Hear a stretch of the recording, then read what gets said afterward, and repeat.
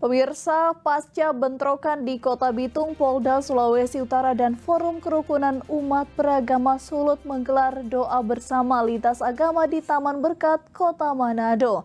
6 pemuka agama pun hadir serta mendoakan kerukunan dan kedamaian di bumi Nyiur melambai.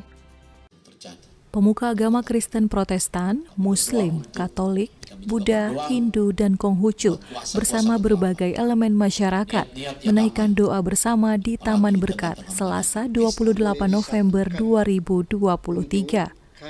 Acara ini dihadiri Kapolda Sulut Irjen Pol Setio Budianto, Wakapolda Sulut Brigjen Pol Jan de Vretes, Sekretaris Daerah Provinsi Sulawesi Utara Steve Keppel mewakili Gubernur Sulut, Ketua FKUB Sulut Pendeta Luki Rumopa, Ketua MUI Sulut Kiai Haji Abdul Wahab Abdul Ghafur, tokoh agama, tokoh adat, perwakilan Forkopimda, serta undangan lainnya.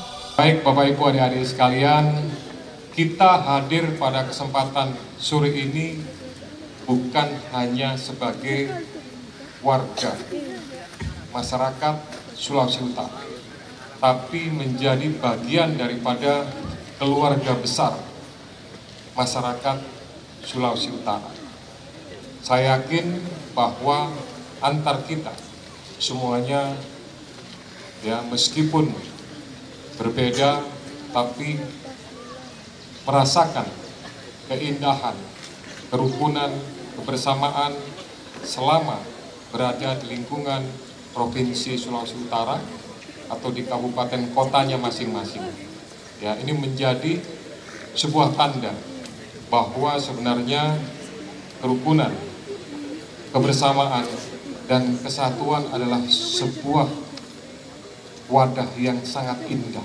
Ia juga mengimbau masyarakat untuk bijak dalam bersosial media, tidak sembarang menyebar isu negatif. Ya, bahkan kita harus tahan, jangan kemudian mudah menyebarkan berbagai macam isu yang viral. Ya, oleh karena itu saya minta semua masyarakat untuk bijak menggunakan sosial media. Belum lagi ya kemudian terhadap isu-isu yang negatif ya. Setidaknya kita bisa memberikan komen yang positif, mengingatkan yang pertama pastinya kepada yang ngirim, kemudian menghentikan untuk tidak meneruskan itu dan memberikan komen-komen yang positif sehingga orang lain ya yang mungkin tidak sampai berpikir terlalu baik ya mereka pastinya bisa berpikir untuk tidak terpengaruh terhadap permasalahan-permasalahan yang terjadi di tempat lain.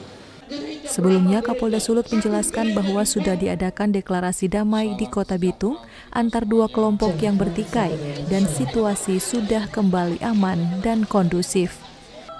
Regina Mangkei melaporkan untuk Kawanua TV.